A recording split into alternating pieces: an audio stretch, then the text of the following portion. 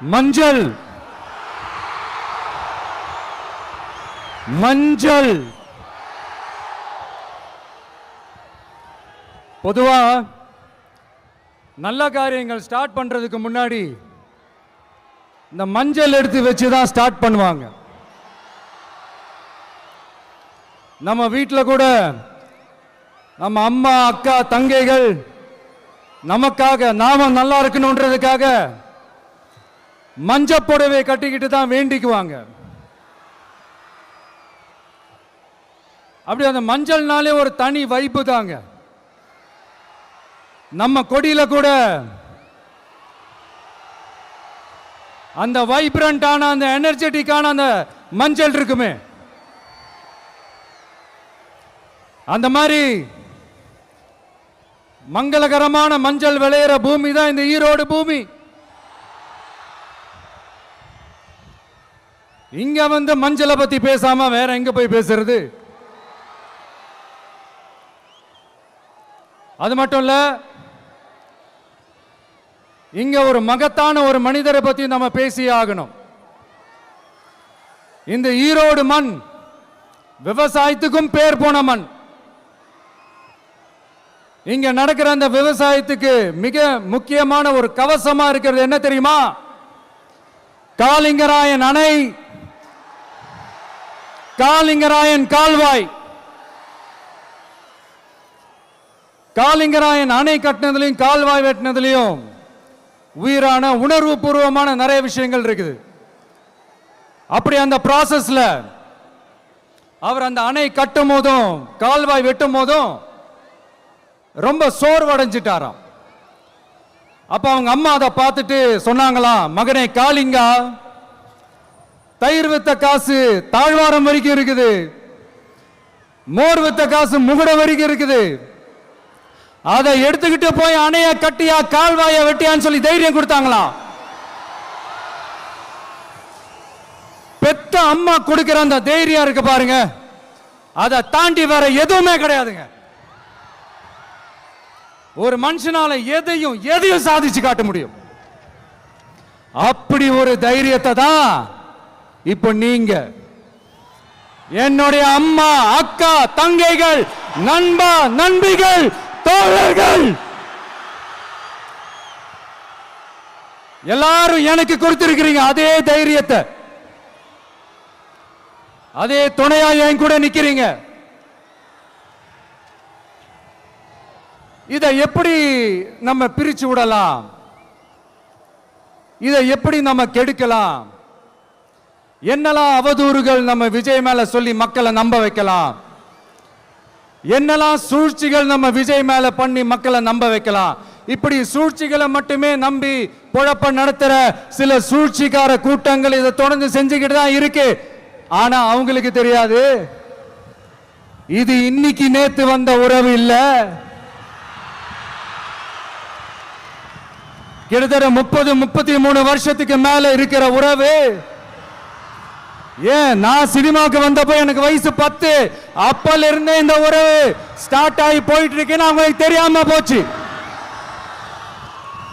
அதனால என்ன பண்ணாலும், நீங்க என்ன ட்ரை பண்ணாலும்,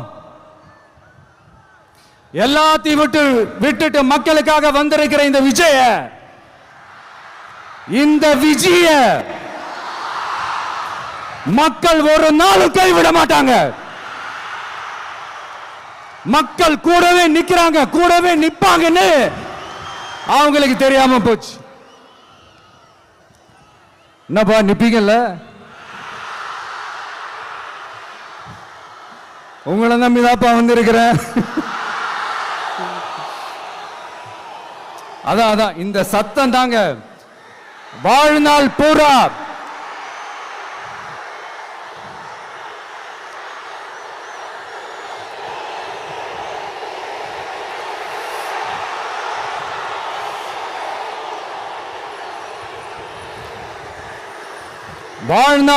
உங்களுக்கு நன்றியோடவே இருப்பேன்.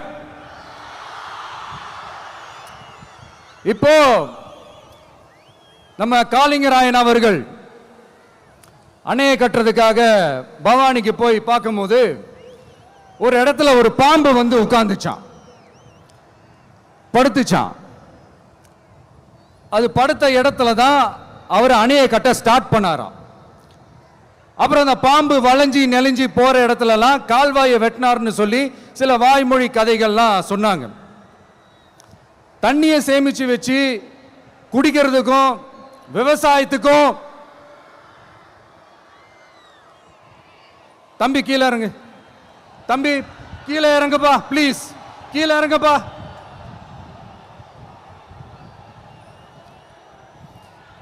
Okay, thank you thank you. கீழே இறங்குங்க, கீழே இறங்குப்பா. நீ இறங்கினாதான் முத்தம் கொடுப்பேன்.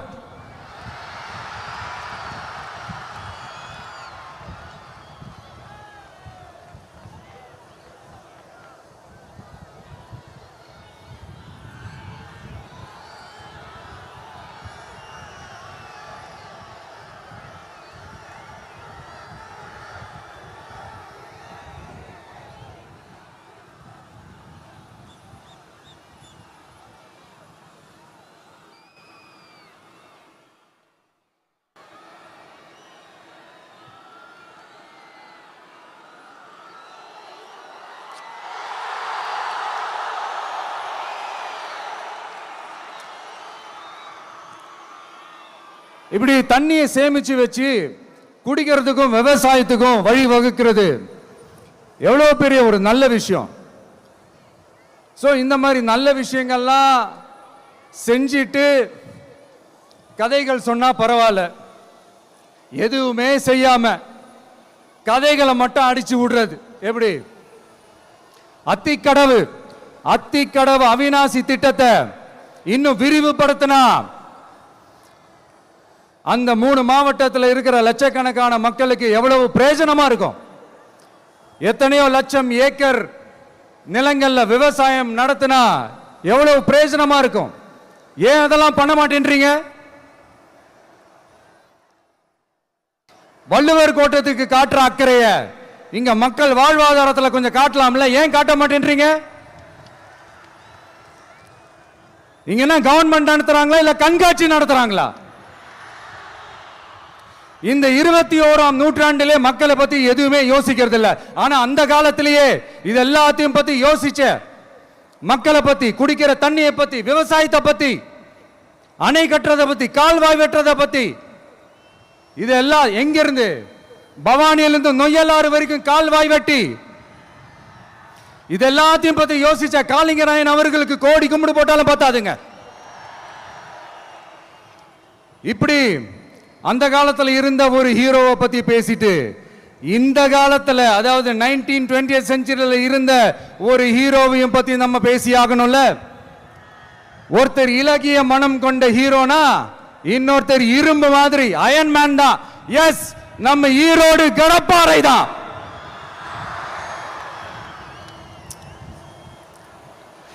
ஒட்டுமொத்த தமிழ்நாட்டையே திருப்பி போட்ட சீர்திருத்த நெம்புகோல். ஈரோடு மாவட்டத்தில் பிறந்த அவர்தான் இந்தியாவுக்கே இடஒதுக்கீடு சம்பந்தமான அரசியல் சட்டத்தை திருத்தறதுக்காக போராட்டம் நடத்தினவர் யாரு? நம்ம தந்தை பெரியாரு. 100 வருஷத்துக்கு முன்னாடியே வகுப்பு வாரி பிரதிநிதித்துவம் வேணும்னு கேட்டவர். அன்னைக்கும் சரி இன்னைக்கும் சரி ஒரு ஆச்சரியத்தோட பார்க்கக்கூடிய ஒரு மனிதர், நம்மளுடைய கொள்கை தலைவர். அப்ப அண்ணாவும் எம்ஜிஆரும் யாரு? பெரியார் அவர்கள் கிட்ட இருந்து எங்களுக்கு தேவையான கொள்கைகளை எடுத்துக்கிட்டோம். அவரை ஃபாலோ பண்ற, அவரை வழிகாட்டி ஏத்துக்கிட்ட அண்ணா அவர்கள் கிட்ட இருந்தோம், எம்ஜிஆர் அவர்கள் கிட்ட இருந்தோம் தேர்தல் அணுகுமுறையை எடுத்துக்கிட்டோம். அண்ணாவும் எம்ஜிஆரும் தமிழ்நாட்டோட சொத்து. அவங்கள பயன்படுத்துறத பத்தி யாரும் இங்க கம்ப்ளைண்ட்லாம் பண்ண முடியாது. அண்ணா எங்களோடது, எம்ஜிஆர் எங்களோடது, நீங்களா எடுத்துக்க கூடாது அப்படிலாம் யாரும் இங்க அழுதுட்டு இருக்க முடியாது, சொல்லிவிட்டேன். அதனால நாங்க ஒரு வழியில அரசியல் செஞ்சுக்கிட்டு போயிட்டு இருக்கிறோம். உங்களுக்கு தான் டிவிக்கே ஒரு பொருட்டே இல்லைல்ல, அப்புறம் ஏன் கதறீங்க? அப்புறம் ஆளுக்கு அங்க போயிட்டு இங்க போயிட்டு புலம்பி தள்ளிக்கிட்டு இருக்கிறீங்க. இது எப்படி இருக்கு தெரியுமா? எனக்கு பயம் இல்ல, எனக்கு பயம் இல்ல அப்படின்னு சத்தமா சவுண்ட் விட்டுக்கிட்டே சத்தமா பாட்டு பாடிக்கிட்டே இந்த நடுங்கிக்கிட்டே சின்ன பசங்க நடந்து போவாங்க. அந்த மாதிரி இருக்கு. முதல்ல மண்டையில இருக்கிற கொண்டைய மறைங்க சார்.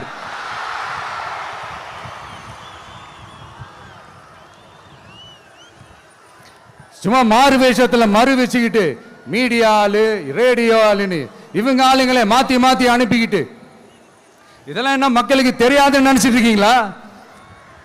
மக்கள் எல்லாத்தையும் உன்னிப்பா கவனிச்சிட்டு இருக்காங்க. அதனாலதான் சொல்றேன், உங்களுக்கு நீங்க கொள்ளையடிச்சு வச்சிருக்கிற காசு தான் துணை.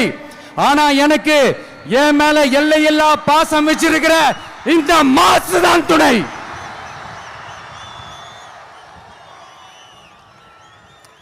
இப்படி நமக்கு துணையா இருக்கிற ஈரோடு மக்களுக்காக நான் இப்போ குரல் கொடுக்கலான்னு வந்திருக்கிறேன். சரி, இப்போ விஷயத்துக்கு வருவோம். பெரியார் அவர்கள் கிட்ட இருந்த அந்த செல்வாக்கையும் அந்த பதவிகளையும் அந்த பவரையும் வச்சுக்கிட்டு அவர் என்ன சொன்னார் தெரியுமா? இவ்வளவு செல்வாக்கு, இவ்வளவு பதவிகள், இவ்வளவு பவர் இருந்தோம் நான் ஒரு 5 பைசா காசு சம்பாதிச்சிருப்பேனா? எனக்கோ இல்லை என் குடும்பத்துக்கோ பட்டங்கள் வேணும், பதவி வேணும்னு ஏதாவது கேட்டிருப்பேனா? இல்லை ஏதாவது லாபம் பார்த்துருப்பேனா? இல்லை எதுக்காவது ஆசைப்பட்டிருப்பேனா? ஆனா அவர் பேரை சொல்லிக்கிட்டு அவருடைய கொள்கையை ஃபாலோ பண்றதா சொல்லிக்கிட்டு இப்ப ஆட்சியில இருக்கிறவங்க என்னெல்லாம் செய்யறாங்கன்னு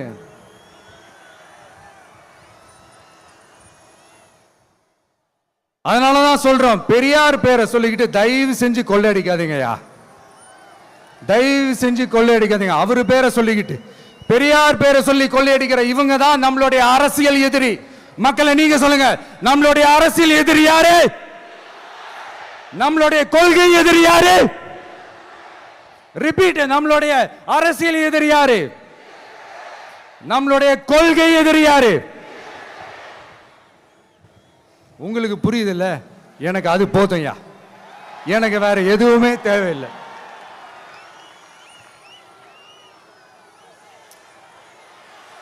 அதனாலதான்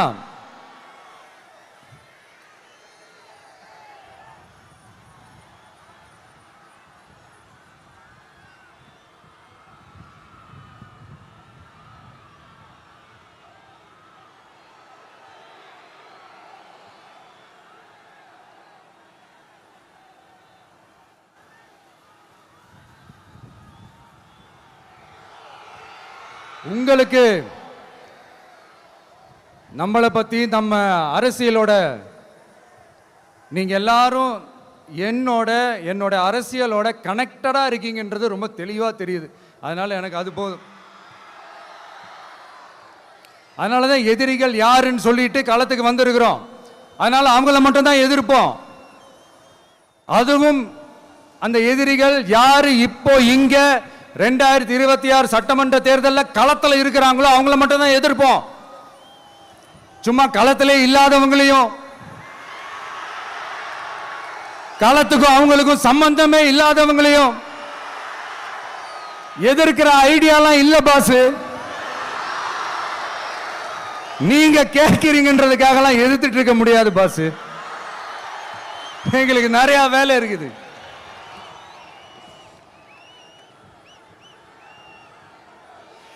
எத்தனை எத்தனை பொய்யான வாக்குறுதிகள். வந்த உடனே நீட்டை ரத்து செய்வோம், கல்வி கடனை ரத்து செய்வோம், கேஸ் சிலிண்டருக்கு மானியமா 100 ரூபாய் தருவோம், என்னெல்லாம் அடிச்சு விட்டுட்டு இன்னி வரைக்கும் கேட்கிறேன், இதெல்லாம் சொன்னாங்களே செஞ்சாங்களா? இவங்க எப்பவுமே இப்படிதான், சொல்றது ஒண்ணு செய்யறது ஒண்ணு. திமுகவும் பிரச்சனைகளும் ஃபெவிகால் போட்டு ஓட்டின ஃப்ரெண்ட்ஸ் மாதிரி ஒன்னிலிருந்து ஒன்ன பிரிக்கவே முடியாது. இப்போ ஈரோடு பகுதியில் இருக்கிற பிரச்சனையை பத்தி பேசுவோம். பெரியார் பேரை மட்டும் சொல்லிக்கிட்டு எப்படி அவரோட கொள்கைகளுக்கு எதிராக செயல்படுறாங்களோ அப்படிதான் இந்த மஞ்சள் நகரத்தோட மஞ்சளுக்கும் ஒண்ணும் பண்ணல, மஞ்சள் விவசாயிகளுக்கும் ஒண்ணும் பண்ணல. ஆராய்ச்சி மையம், சிறப்பு மையம்னு கோடி கோடியா டெண்டர் விட்டாங்க, பேருக்கு கட்டிடத்தை கட்டினாங்க. ஆனா உலகமே போட்டி போட்டு வாங்குற மஞ்சளை மதிப்பு கூட்டி விற்பனை செய்ய,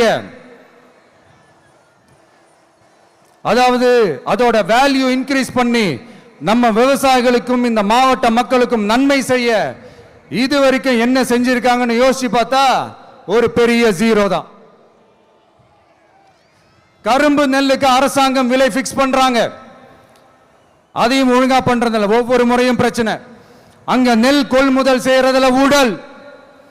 சரி, நாம கஷ்டப்பட்டு விளைய வச்சது வீணா போக கூடாதுன்னு நினைச்சு நம்ம விவசாயிகள் கேட்கிற லஞ்சத்தை கொடுத்தாலும் அதுக்கப்புறம் கூட அந்த கொள்முதல் ஒழுங்கா நடக்கிறது இல்லை. அதையும் தாண்டி ஏதோ ஒரு விலை விவசாயிகளுக்கு கிடைக்குது. அப்படிலாம் இல்லாம ஒழுங்கா நேர்மையா நம்ம மஞ்சளுக்கும் நியாயமான விலை பிக்ஸ் பண்ணி தரமான விதைகளை கொடுத்தா என்ன குறைஞ்சா போயிடுவாங்க? இதெல்லாம் யோசிக்கிறதுக்கு அவங்களுக்கு நேரமே இல்லை. 24/7 அவங்களுடைய யோசனை என்ன தெரியுமா? இந்த விஜயை எப்படி முடக்கலாம், தமிழக வெற்றி கழகத்தை எப்படியெல்லாம் முடக்கலாம், அப்படிதான் அவங்களுடைய சிந்தனையே 24/7. எத்தனையோ வருஷத்துக்கு முன்னாடி நம்ம காளிங்கராயர் நதிகளின் இணைப்புக்கு முன்னோடியா இருந்தார். பவானி ஆத்துல வர அதிகமான தண்ணீர் அணை கட்டி தேக்கி தண்ணீர் வறட்சியான பகுதிகளுக்கு அனுப்பினார்.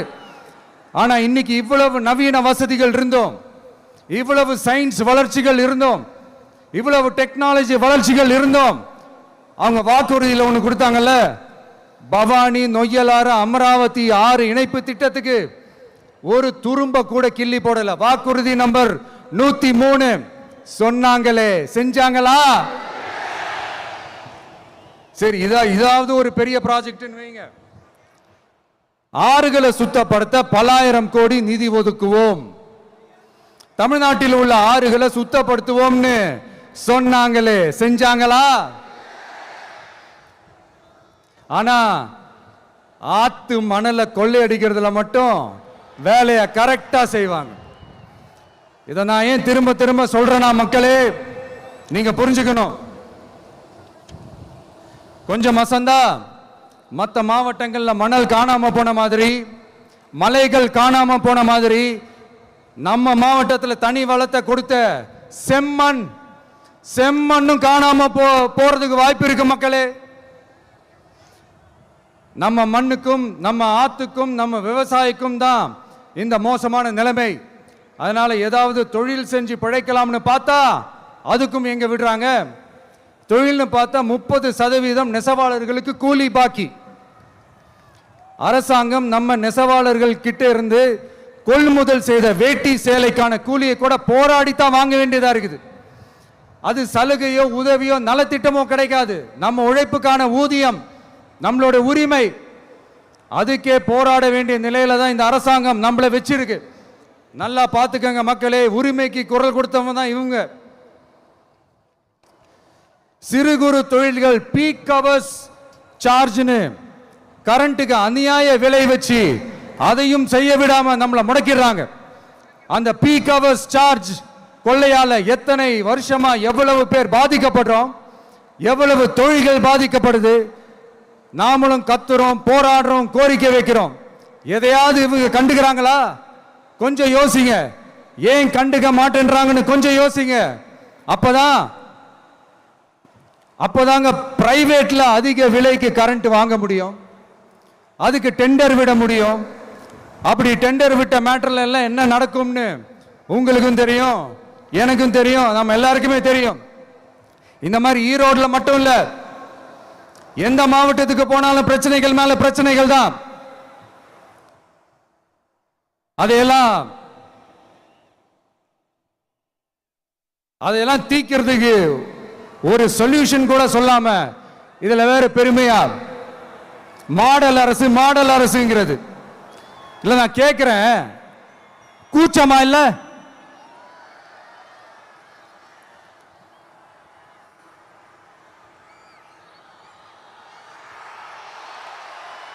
இதெல்லாம் கேட்டா அப்படியே நம்ம பக்கம் யூட்டர்ன் அடிச்சு வந்துருவாங்க. விஜய் என்ன அரசியல பேச மாட்டேன்றாரு, விஜய் என்ன சினிமா டயலாக் மாதிரி பேசுறாரு. விஜயனா பஞ்சு டைலாக் பேசுறாரு, விஜயனா 10 நிமிஷம் தான் பேசுறாரு, 9 நிமிஷம் தான் பேசுறாரு. நான் எத்தனை நிமிஷம் பேசினா உங்களுக்கு என்ன சார்? நான் எப்படி பேசினா உங்களுக்கு என்ன சார்? உள்ள விஷயம் என்னன்னு பாருங்க சார்.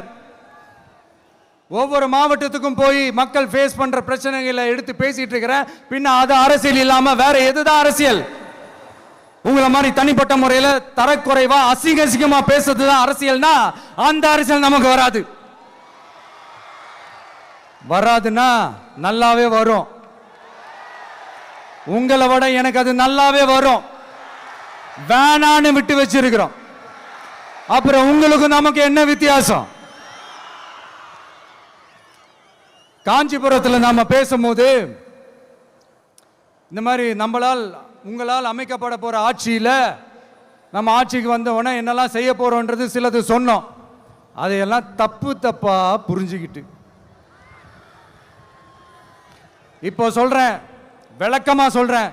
நான் சலுகைகளுக்கு எதிரானவன் கிடையாது. மக்களுக்கான சலுகைகளை இலவசம்னு சொல்லி அசிங்கப்படுத்துறதுல எனக்கு உடன்பாடு கிடையாது. மக்கள் காசுல மக்களுக்கு செய்யறதை எப்படி இலவசம்னு சொல்லுவீங்க? அப்படியே செஞ்சிட்டாலும் ஓசில போறேன்னு சொல்லி அசிங்கப்படுத்துறீங்க. என்ன கேட்கறதுக்கு ஆள் இல்லைன்னு நினைச்சீங்களா? மக்களுக்கு ஒண்ணுன்னா இந்த விஜய் வந்து நிப்பா, இந்த விஜய் வந்து கேள்வி கேட்பா. இந்த விஜய் எப்பவுமே மக்கள் பக்கம் தான், அதே மாதிரி மக்களும் என் பக்கம் தான். என் மக்கள் மானத்தோட மரியாதையோட கௌரவத்தோட வாழணும். என் மக்கள் யாருக்கும் கீழே கிடையாது. அப்படி அவங்க கௌரவத்தோட வாழணும்னா அவங்களுக்கான வாழ்க்கை தரம் உயரணும். வாழ்க்கை தரம் உயரணும்னா அவங்களோட வாழ்வாதாரம் உயரணும். வாழ்வாதாரம் உயர்ந்தாதான் பொருளாதாரம் உயரும். பொருளாதாரம் உயர்ந்தாதான் வசதி வாய்ப்புகள் உயரும். இதெல்லாம் உயர்ந்தாலே ஆட்டோமேட்டிக்கா அவங்களோட வாழ்க்கை தரம், அவங்களுக்கான மரியாதை, அவங்களுக்கான கௌரவம் எல்லாமே உயரும். இதுக்கான வழிகள், அந்த சூழல்களை அந்த கவர்மெண்ட் அமைச்சு கொடுக்கணும். இதுக்கான அந்த திட்டங்களை செயல்படுத்தணும். இதெல்லாம் செஞ்சாதான் அந்த அரசாங்கம் ஒரு நல்ல அரசாங்கம். இதைத்தான் சொன்னோம்.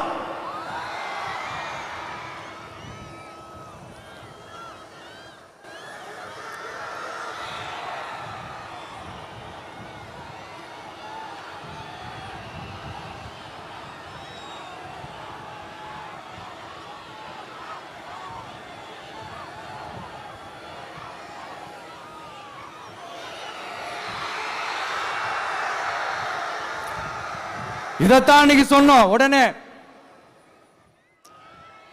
சொன்னா மட்டும் போதுமா? எப்படி செயல்படுத்துவீங்க? நாங்க என்ன வாயிலே வடை சுடுறதுக்கு டிஎம்கேவா? டிவிகேடா?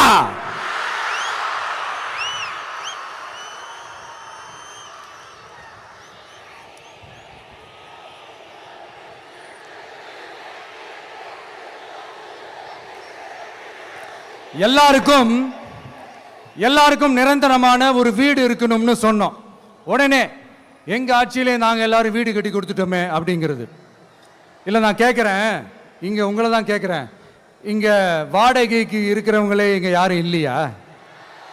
எல்லாருக்கும் சொந்தமா வீடு கட்டி கொடுத்துட்டாங்களா? அடுத்து வீட்டில் இருக்கிற ஒவ்வொருத்தரும் மினிமம் டிகிரி படிச்சிருக்கணும் அப்படின்னு சொன்னோம். உடனே எங்க ஆட்சியிலே எல்லாரும் டிகிரி படிச்சு முடிச்சிட்டாங்களே அப்படிங்கிற மாதிரி சொல்றது அது உண்மைனா? ஸ்கூல் லெவல்லையே டிராப் அவுட்ஸ் அதிகமானது யாரோட ஆட்சியிலங்க?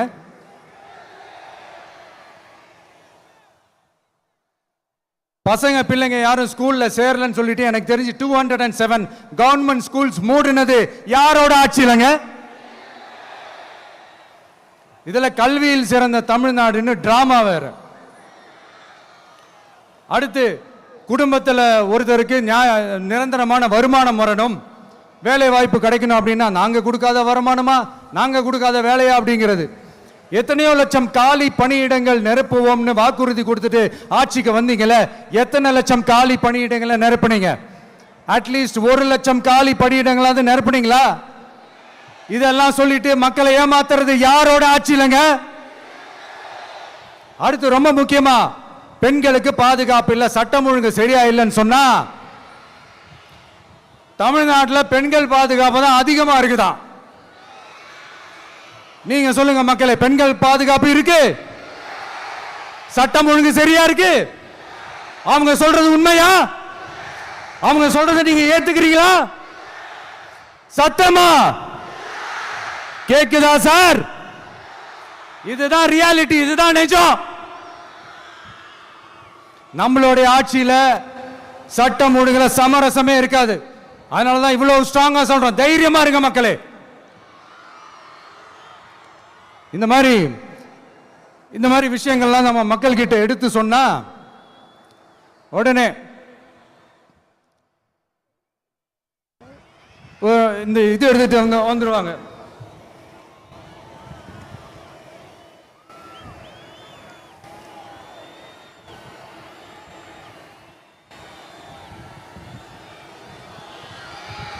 இந்த மாதிரி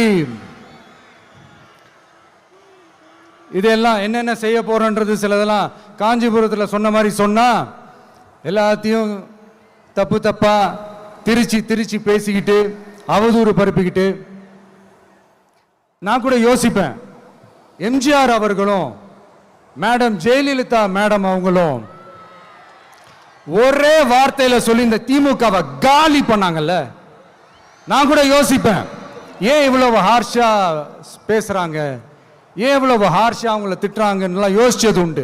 இப்பதானே புரியுது. அவங்க ரெண்டு பேரும் சொன்னதை இப்ப நானும் ரிப்பீட் பண்றேன். திமுக ஒரு தீய சக்தி, திமுக ஒரு தீய சக்தி, திமுக ஒரு தீய சக்தி, திமுக ஒரு தீய சக்தி, தீய சக்தி, தீய சக்தி, தீய சக்தி. என் நெஞ்சில் குடியிருக்கும் ஈரோடு மக்களே,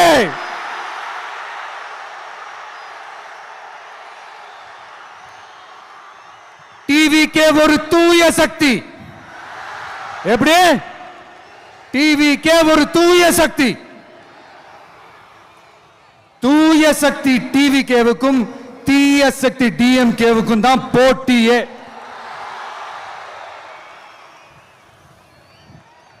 என்ன முடக்கலாம்னு நினைக்கிறீங்க, ஆனா இந்த சத்தத்தை ஒரு நாள் உங்களால முடக்க முடியாது. மக்கள் விரோத திமுக அரசை வீழ்த்த மக்கள் சக்தியான நம்மளால மட்டும்தான் முடியும். அண்ணன் செங்கோட்டையன் அண்ணன் அவர்கள் நம்ம கூட வந்து சேர்ந்தது நமக்கு ஒரு மிகப்பெரிய ஒரு பலம். அந்த மாதிரி செங்கோட்டையன் அண்ணன் அவர்கள் மாதிரி இன்னும் நிறைய பேர் வந்து சேர இருக்கிறாங்க. அவங்க எல்லாருக்குமே அந்த உரிய அங்கீகாரத்தை கொடுப்போம். அது மட்டும் இல்ல, அப்புறம் இன்னொரு விஷயம் சொல்ல மறந்துட்டேன்.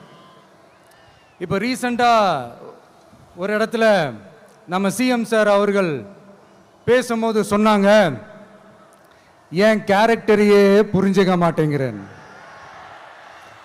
இது சினிமா டயலாக் இல்லையா? நான் ஏதாவது பேசினா சினிமா டயலாகா? சார் பேசினா அது சினிமா டயலாக் இல்லையா? சிலப்பதிகாரத்திலிருந்து எடுத்ததா அந்த லைன். என் கேரக்டரையே புரிஞ்சிக்க மாட்டேன்றது. உங்களை எப்படிதான் சார் புரிஞ்சுக்கிறது? எந்தெந்த விஷயத்துலலாம் சார் உங்க கேரக்டர் நாங்கள் புரிஞ்சுக்கிறது? அதையும் நீங்களே சொல்லிட்டீங்கன்னா கொஞ்சம் நல்லா இருக்கும் சார். சட்டம் ஒழுங்குல நாடே சந்தி சிரிக்குது, அதுலையா? பெண்கள் பாதுகாப்புல நாடே சந்தி சிரிக்குது, அதுலையா? பொய் வாக்குறுதிகளா கொடுத்து ஏமாத்தி ஆட்சிக்கு வந்தீங்களே, அதுலையா? எதுல தான் சார் உங்க கேரக்டர் நாங்க புரிஞ்சுக்கிறது? ஆனா ஒண்ணு, தமிழ்நாட்டில் ஆட்சி செய்யற நீங்களும் சரி, ஒன்றியத்தில் ஆட்சி செய்யறவங்களும் சரி, நீங்க ரெண்டு பேரும் முதல்ல என்னோட கேரக்டரை புரிஞ்சுக்கணும் சார். என்னோட கேரக்டர்னு சொன்னது நம்ம மக்களோட கேரக்டரை. 2026 சட்டமன்ற தேர்தலோட அந்த கேரக்டரே கொஞ்சம் வேற மாதிரி சார். அதை கொஞ்சம் தயவு செஞ்சு நீங்க புரிஞ்சுக்கணும் சார். புரிஞ்சுக்கலன்னா மக்களே உங்களுக்கு புரிய வைப்பாங்க சார். கான்பிடென்டா இருங்க சார், நல்லதே நடக்கும் சார். வெற்றி நிச்சயம் சார். மீண்டும் சந்திக்கும் வரை நன்றி, வணக்கங்க சார். நண்பா, நண்பிகள், இங்க எல்லாம் பார்த்தோம், எல்லாம் நல்லபடியா நடந்தது. சேஃபா வந்துட்டு சேஃபா வீட்டுக்கு போயிடுங்க. எனக்கு எல்லாத்தையும் விட நீங்க தான் எனக்கு முக்கியம். தயவு செஞ்சு சேஃப்டியா போயிட்டு வாங்க. ஒரு ஈரோடு செல்ஃபி ஒன்று எடுப்போமா?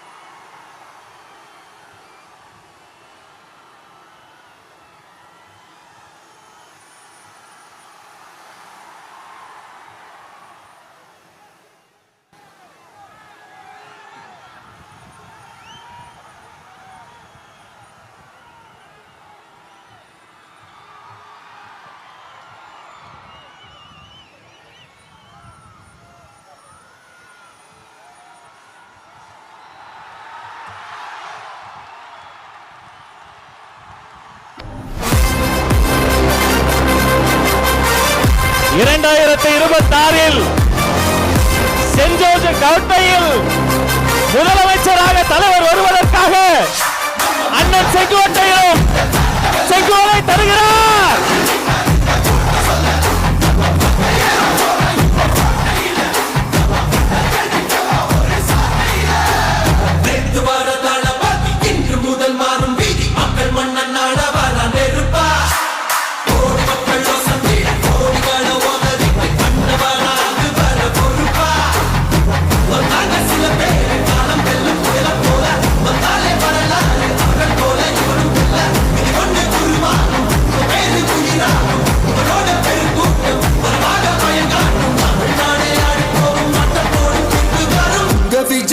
விஜய் உயிர் என்ன வர